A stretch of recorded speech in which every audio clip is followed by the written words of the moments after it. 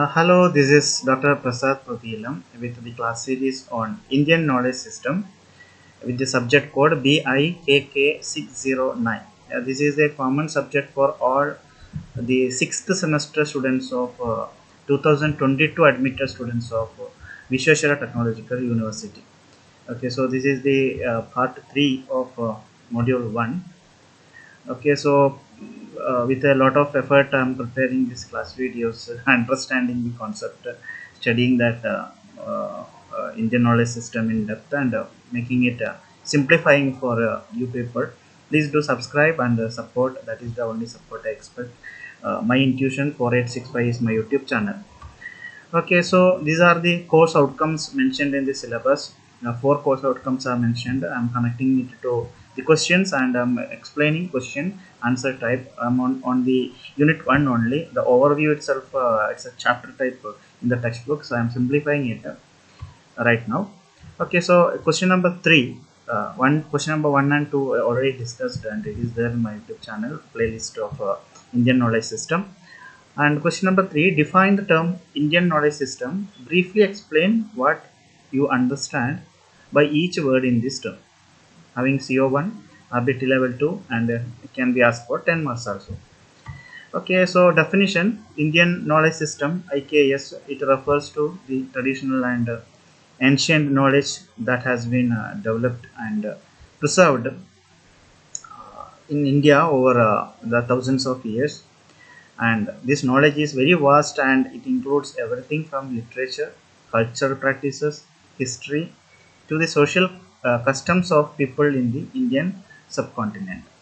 Now each word one by one, that Indian knowledge system, so three parts, uh, which is that total, the sentence for the word can be divided into three parts: Indian, knowledge and system. So what is Indian? The term Indian, it actually points out not the present India as such.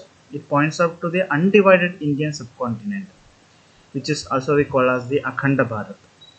Okay, so the word which is given, the Akhanda Bharat, which refers, this image represents exactly what it is. So the word which is refers to the knowledge which originates from the Indian subcontinent. The term Indian, it is actually this Akhanda Bharat, which is shown here in this image. That is the Indian subcontinent. It covers the entire region from the modern day Afghanistan. You can see here the Afghanistan part in the west to the Burma of in the east. So Afghanistan to Burma, from north to east, and from Himalayas, Himalayas in the north actually. So Himalayas from the north to the Indian Ocean in the south. Okay, so this region, it has a very long history of shared culture, practices, and the ideas. So Indian knowledge, it is not just about the country called India today, but it includes the contributions from all the people who lived in the region over the centuries uh, in that subcontinent, Indian subcontinent. Not only in India, we know that only how much the part India that we have now. That Indian subcontinent, when we call as Akhanda Bharat, where this particular knowledge system was developed, that is entire thing that is represented here. Now, knowledge, it means wisdom. To understand that people have gained whatever the wisdom that people have gained over time, and this, it can come from their personal experience, or by solving the problems, or observing the world, or through experimentation. So in the Akhanda Bharat, or the Indian subcontinent, much of this knowledge has been passed down through stories, traditions, and even in the form of written texts. So some knowledge is written down, noted down, or it is there, which is called as explicit knowledge, while other knowledge, it is shared only orally, uh, like poems or singing, which is known as tacit knowledge. So both explicit knowledge and tacit knowledge are there, which are the wisdom that the people have gained in Indian subcontinent or the Akhanda Bharat. That is about knowledge. Now the system, the word system, it refers to the well organized way in which the knowledge it is structured and classified. Since the Indian knowledge it is very vast, so vast, it needs to be grouped and arranged logically so that it will make easier for us or everyone to understand. So a system it also helps to show how the different pieces of the knowledge which are connected to each other, making it very simpler to see the overall picture and in order to understand how different ideas that work together. So Indian knowledge system as such, I can say that it is the Indian subcontinent as such. Knowledge is the different way that people have learned and shared, and system is something which is needed now to make it arranged so that people can understand whatever the knowledge gained by the people lived in the Indian subcontinent during that time itself. Okay, now going to next question, that is outline the broad classification of Indian knowledge system repository. How do the categories in the classification framework differ from one another? So this is the question that I took from the textbook itself. All these questions, I'm just connecting to the course outcome. It is connected to, can be connected to mapped to course outcome 3 with level and maintained as 2, and 10 marks can be given for this question also. Okay, so answer to that question, there are many, that is a broad classification of Indian knowledge. So there are many ways to describe and identify what makes up the Indian knowledge system or the IKS. One way it is to choose the important topics like the Vedas, Yoga, Vastu, Ayurveda, Buddhism, and Jainism. Another way it is to group the things like the Indian psychology or Indian arts, the dance, as well as the architecture. So these examples they show the different parts of Indian knowledge system, but whether they are good examples or not, it depends upon how well they fit into the system for organizing the Indian knowledge system. So a good system uh, for organizing this Indian knowledge system, it should have three qualities as mentioned here. It should have completeness, it should have compactness, it should have interconnectedness. Should have they have to be connected each. Okay, so completeness means all important parts of the Indian knowledge system. It should be included completely, not leaving anything. If something important is left out, then the system will not be complete. Compactness, the topics should be grouped in a simple or a very clear way so that it is easy to understand as well as easy to remember. The interconnectedness, that different parts should be logically connected so that it shows how everything fits together in that Indian knowledge system. So the knowledge in Indian IKS, it came from two sources mainly: the literary sources or written down sources, or the non-literary sources which are not written down sources. Okay, so one type is the written down in case literary sources. One type it is the Sanatana Dharma literature, which is actually written in Sanskrit, which includes the religions, philosophical works like the Vedas. It also includes the knowledge in areas like science, architecture, art, etc. Another type of literature, that is the literature from other dharmic traditions, which is existed in the Indian subcontinent. And the third type of knowledge, it is the other Indian languages, that is also literary sources or written down sources. Non-literary sources, that which are not written down, this knowledge come from the the oral traditions, way of communicating through words, songs, poems. Uh, these are passed down by people throughout the country. Okay, so I'll show you one figure. Figure, not foggy figure. It's a flow chart. Okay, so Pannam. So this flow chart, it shows how this system of organizing IKS it looks as per the textbook that we are referring. Okay, so you can see that the Indian knowledge system IKS, it can be classified into several broad categories, and these categories will help to organize the vast and diverse knowledge of the India, making it very easier to understand and study. So this is a well structured. It's a main categories in the IKS repository. It includes the Sanatana Dharma core literature, Sanatana Dharma core literature, as well as the other literatures of Sanatana Dharma. Then other dharmic traditions, regional literature, as well as the oral traditions.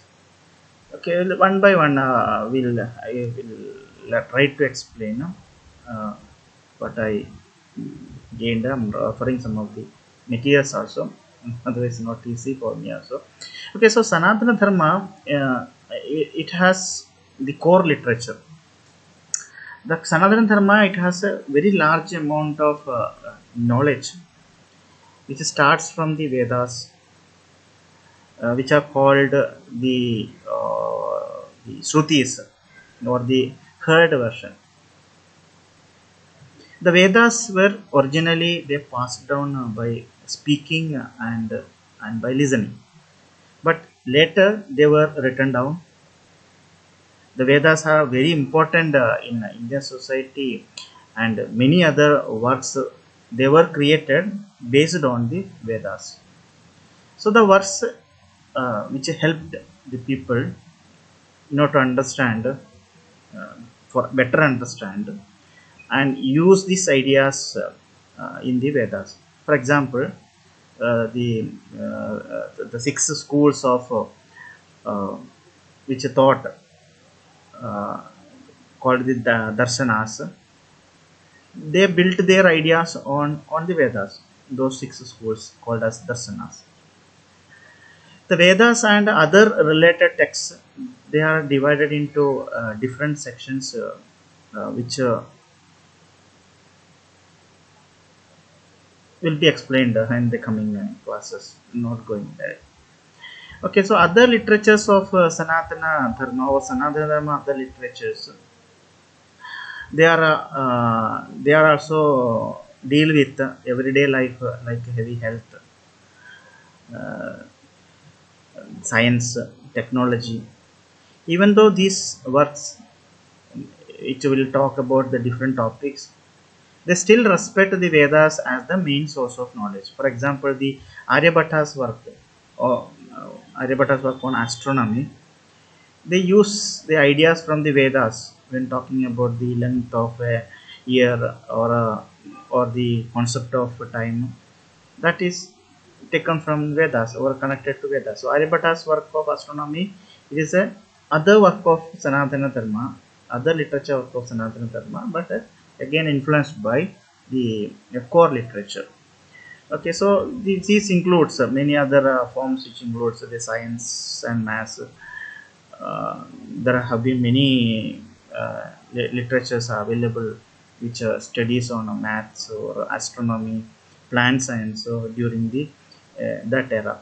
And engineering and technology, topics like the metalworking, shipbuilding, dams, the alchemy or cosmetics, town planning. These are all we can see in the literature, old literature, which are the Sanatana Dharma, other literature. Even the health and wellness, which is mentioned here, you can see health and wellness. Three important things that we know: Ayurvedic works mainly, the Charaka Samhita, Sushruta Samhita, then the Ashtanga Hridaya. They talk about health. Okay, so they are also like the what I just now said, the Charaka Samhita, Sushruta Samhita, as well as the Ashtanga Hridaya. They always talk about that literature. It is a example of Sanatana Dharma, other literature, which is taken supported by Vedas, but talking about the health. Other works which also discuss on the medicines, Ayurvedic medicines, the psychology, yoga, Sankhya Shastra, numbers, then Upanishads, they also discusses even the mental strength of people. Then Niti Shastra, which is a literature which teaches how to live. Just nowadays we study the subject called human universal human values. Same type of Niti Shastra was there to study for the people living in Indian subcontinent to how to live good living, or the ethics, the moral thought, the morals, as well. They are taught through these stories, those stories and poems, like the like that we already know Panchatantra. Panchatantra is an example which tells about the Niti Shastra, means universal human values that what we have the subject right now in our syllabus. Okay, so public administration is another one. Public administration, the text like or the manuscripts like the Manusmriti, uh, Arthashastra, these they explain about how to govern a country. That is the public administration. Then the code of living, all those things are also explained. Another one is the aesthetic and the art form. The Sanskrit literature, they contains a very rich work of poetry and art, such as the Natya Shastra, even the Kama Sutra also. Okay, so that about the Sanatana Dharma, other literatures. Now, other dharmic traditions. Other traditions in India are like the Buddhism, Jainism, all those they have contributed to the Indian knowledge system. The Buddhist text, they discuss religions and philosophy, but also they have maths, science, and the alchemy in there. Jain literatures, they are also played very important works on mathematics, like the Mahaviras, Mahavira, 1 minute, Mahavira, Mahavira Karyas Ganita Sara Samgraha, one of the literature, Jain literature. Okay, so unless is that other traditions like Buddhism, Jainism, or other, which is whatever existed in Indian subcontinent that time, they contributed towards the knowledge. Then regional literature, many regions in India have had their own languages and literature. Even now also we know that we have different languages and literature in India right now also. Although much of this literature, it was based on Sanskrit. It is written in the local languages. Okay, so for example, Tamil has an important literature from the even from the Sangam period. Sangam period means that is the first millennium before the Common Era. Okay, they are called as a regional literature. Even Tamil is one of the very oldest languages ever existed in the entire world. Tamil is that number one, which is very old one. Okay. Now other oral traditions. Oral traditions art form. Okay, oral traditions. They are the skills like the crafts, the art, health practices, which have been passed down by word of mouth without being written down, and the traditions have been a very big part of preserving knowledges in Indian culture. Sanskrit played a very good role. I would like to add on, which was the main language for sharing the knowledge in India for a long time. Yes. Okay. Move on to the next topic. Okay. Two questions framed. Two questions not framed. It was there in the textbook, which is actually connecting to the same point. What do you understand by the term Chadurdasha Vidyasthana? Briefly explain the various components of this framework, uh, which is CO1 RBT level 2 10 marks. Comment on the statement. The components of Chaturdasha Vidyasthana are all related to Vedas. Okay, both are having same term. Okay, so it's a different type answering way can answer, but I combined it. I made it as a simple one. Okay, so we'll move on to the answer. First thing, the meaning of Chaturdasha Vidya Sthana. Chaturdasha, it is actually the Chaturdasha word means some 14, 14, that is a word meaning in Sanskrit.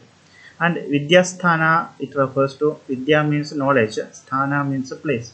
Okay, so Vidya Sthana, it refers to places or categories of knowledge. So Chaturdasha Vidya Sthana, it is a framework which divides this vast literature into 14 main categories. Those 14 main categories are mentioned here. Okay, okay. So I think I forgot to remove the. Okay, usually we don't type Rig Veda, Yajurveda, and all. So it shows as a spelling mistake. Okay, so the 14 components of Chaturdasha Vidyasthana are, they are the Rig Veda, Yajurveda, Samaveda, Atharva Veda, Shiksha, Vyakarana, Nirukta, Chandas, Jyotisha, Kalpa, Nyaya, Mimamsa, Puranas, and Dharma Shastras and Smritis. Okay, so these are the 14 or the Chaturdasha Vidyasthanas. Okay, so based on this,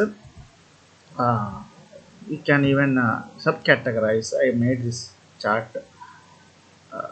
from the available literature, available textbook referring to that. I made this.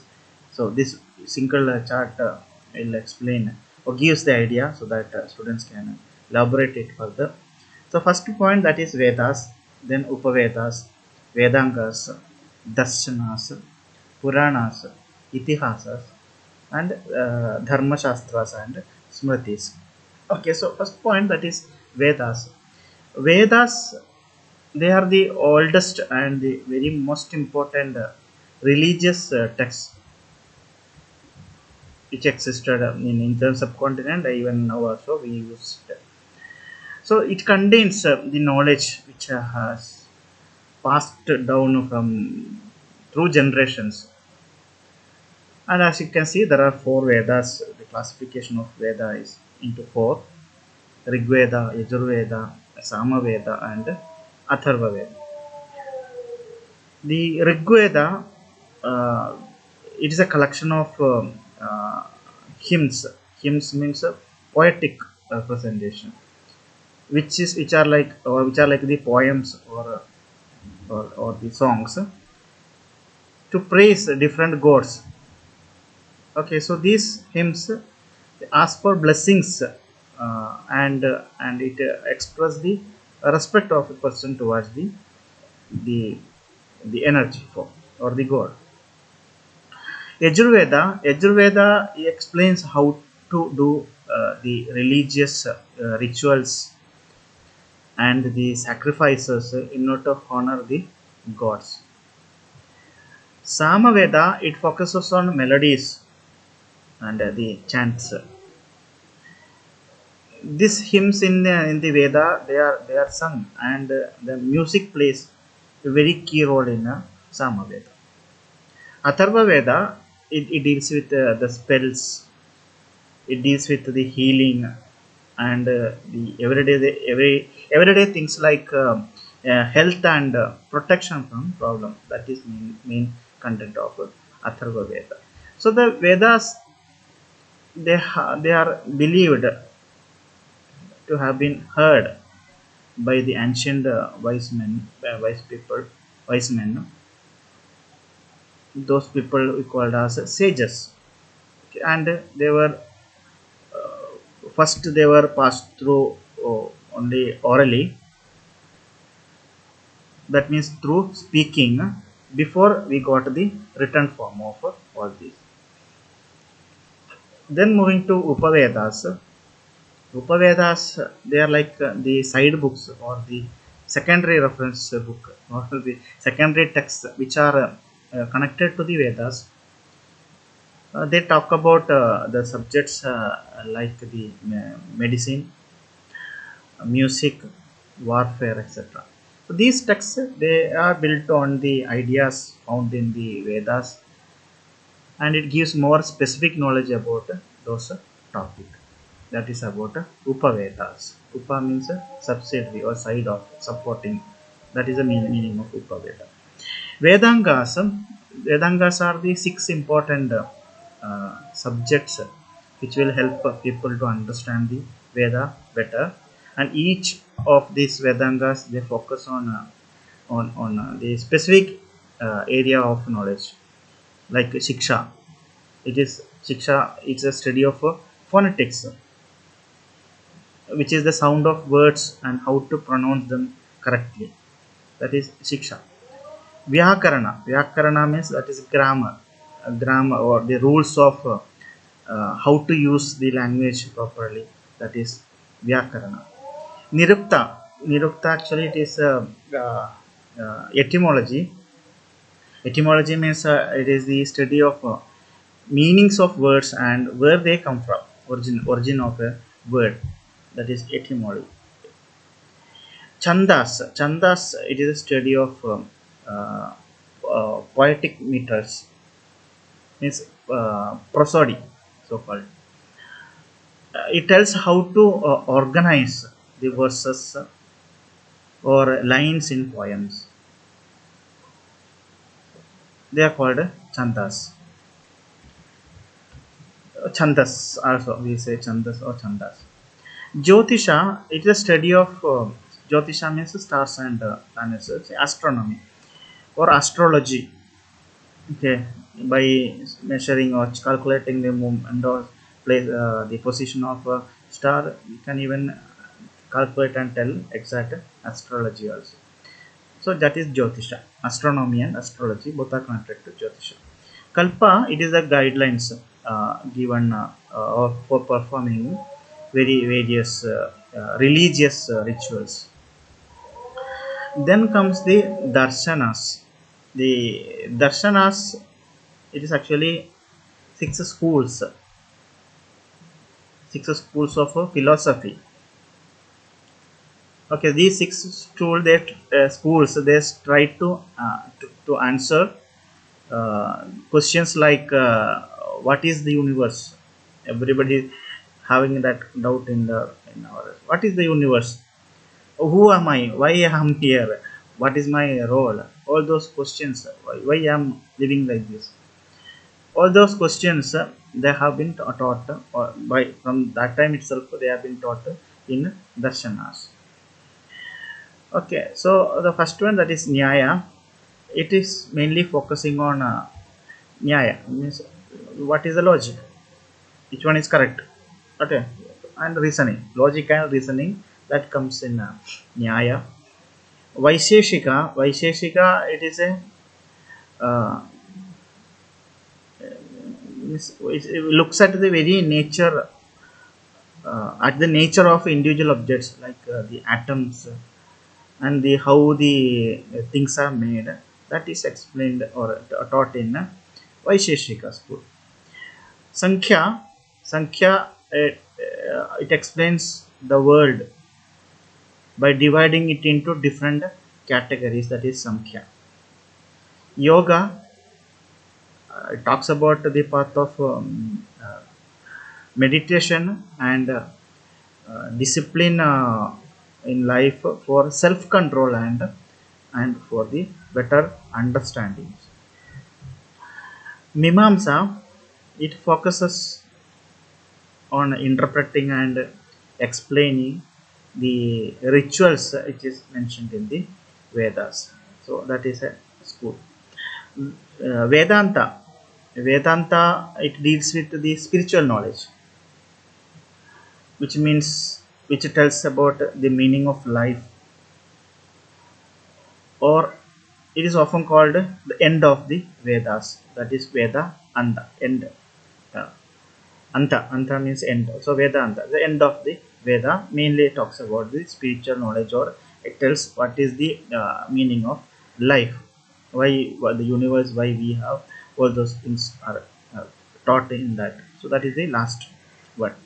Then comes the Puranas. Puranas are the collection of stories, ancient stories, like you can see example, no, which includes Veda, which includes the legends and the stories about gods, stories about heroes, and with that they teach the moral lessons. Itihasa, it is the epic stories like the Mahabharata, the Ramayana. So these stories are about the heroic people and their journeys, which should make us to understand, or to it will teach us about the dharma, what we supposed to do. Okay, so which means doing right things. The dharma means doing right things, or living a very good moral life. That is called the dharma. Now dharma shastras and smritis, these are the texts which give people about the guidelines on how to live their lives according to the principles of dharma, means doing what is right. It includes the rules, it includes the laws, and teaching about the ethics, that is what is right and what is wrong. Okay, moving on to next slide. Okay, so that's all about this class. It's a long class. Okay, so please do subscribe to my YouTube channel, My Intuition 4865. Study material as such, the textbook only I'm referring. I'm simplifying it, that whatever given in the textbook, I kept my textbook side is there. With that only I'm explaining it. So hope it was useful for you.